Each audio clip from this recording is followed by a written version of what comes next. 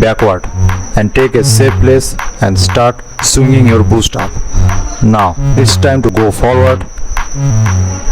Now suddenly change your attack direction to surprise your enemy and then perform a powerful attack.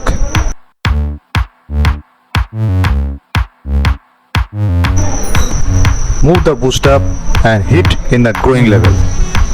Now this time perform a heavy attack on your opposite side. Take a safe place with this move. Now look at the standing position.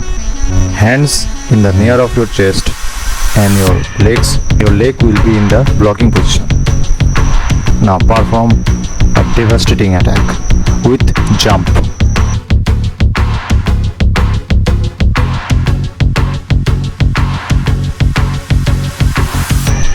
So this is it everyone. If you find this video useful,